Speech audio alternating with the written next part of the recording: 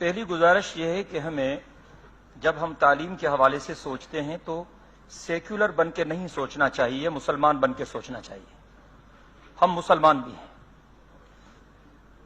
اس ملک کو اسلام کے نام پر حاصل کیا گیا اور جو لاکھوں لوگوں نے قربانی دی وہ اسی نعرے پر کہ پاکستان کا مطلب کیا، لا الہ الا اللہ۔ جب بر صغیر پر انگریزوں نے قبضہ کیا تو انہوں نے جو نظام تعلیم دیا، لارڈ میکالے جو اس کمیٹی کا سربراہ تھا، اس نے کہا کہ میں ایسا نظام تعلیم دے رہا ہوں کہ یہ ہندو اور مسلمان اس نظام کے پڑھنے کے بعد یا تو یہ عیسائی بن جائیں گے، اگر عیسائی نہ بن سکے تو کم از کم ہندو اور مسلمان بھی نہیں رہیں گے۔ میں گزارش کرتا ہوں کہ قیام پاکستان کے بعد بھی ہم نے نظام تعلیم کو نہیں بدلا، اسی نظام تعلیم کو چلایا جس کے نقصانات ہمارے سامنے ہیں کہ اس نظام تعلیم کے پڑھنے والے جب بڑی بڑی کرسیوں پہ آتے ہیں، ذرا اس پر بھی غور کرنے کی ضرورت ہے کہ جس تعلیم کے نتیجے میں دہشت گرد، چور، ٹیررسٹ، رشوت خور، قومی خزانہ لوٹنے والے پیدا ہوں تو اس پر بھی تو سوچیں کہ آخر خامی کیا ہے۔ کتاب اللہ اور سنت رسول اللہ دو بنیادی چیزیں ہیں، اور کتاب اللہ کا جو مضمون ہے وہ انسان ہے۔ کتاب اللہ اور سنت رسول اللہ کے سوا ہم کچھ بھی نہیں کر سکتے۔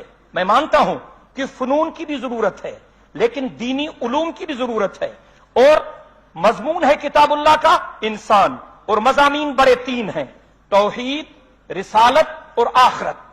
ہمارے ان جدید کتابوں میں اس کا تذکرہ فزکس میں، کیمسٹری میں، بایولوجی میں نہیں ملے گا۔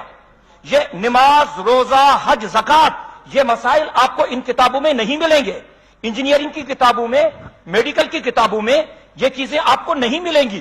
اگر یہ چیزیں ہمارے سرکاری اداروں میں پڑھائی جاتی تو میں سمجھتا ہوں بہت سارا مسئلہ ہمارا حل ہو جاتا۔ میں مصر بھی گیا ہوں، میں سعودی عرب بھی گیا ہوں، اور میں مصر میں پڑھا ہوں الازہر یونیورسٹی میں۔ وہاں کے سرکاری اداروں میں اتنی دینی تعلیم دی جاتی ہے کہ میٹرک پاس بچہ بھی اچھا بھلا مولوی بن جاتا ہے۔ یہاں پر سارا نظام الٹ ہے، اس لیے پورے نظام پر نظر ثانی کی ضرورت ہے، نمبر ایک۔ دوسری چیز یہ ہے کہ فنون، یعنی یہ انجینئرنگ، یہ میڈیکل، یہ فلان فلان فلان، یہ فنون یہ زندگی کی ضرورت ہے، اور دینی علوم یہ زندگی کا مقصد ہے۔ ہمیں پڑھایا جاتا ہے کہ آپ کا ایم آف لائف کیا ہے، ہم کہتے ہیں جی ہم ڈاکٹر بنیں گے، انجینئر بنیں گے، میں جی فلان بنوں گا، فلان۔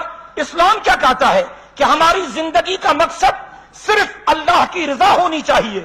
جب تک خوف خدا پیدا نہیں ہوگا، تقوی پیدا نہیں ہوگی، پرہیزگاری پیدا نہیں ہوگی، تب تک اس معاشرے سے یہ ناسور ختم نہیں ہو سکتے۔ میری ایک بہن نے کہا کہ بچیوں کی تعلیم واقعی بہت بڑا مسئلہ ہے، تعلیم کی اہمیت ہے۔ اگر کچھ لوگ اپنی بچیوں کو مخلوط اداروں میں چھوڑنا نہیں چاہتے، وہ مطالبہ کرتے ہیں کہ ہماری بچیوں کے لیے آپ پردے کے اہتمام کے ساتھ اسکول کھولیں، تو اس میں کیا حرج کی بات ہے۔ میں گزارش کرتا ہوں کہ اس وقت ان تمام چیزوں پر سوچنے کی ضرورت ہے۔ تقریباً تمام ارکان کا اتفاق ہے کہ صحت اور تعلیم کے شعبے پر بجٹ کم از کم دگنا ہونا چاہیے۔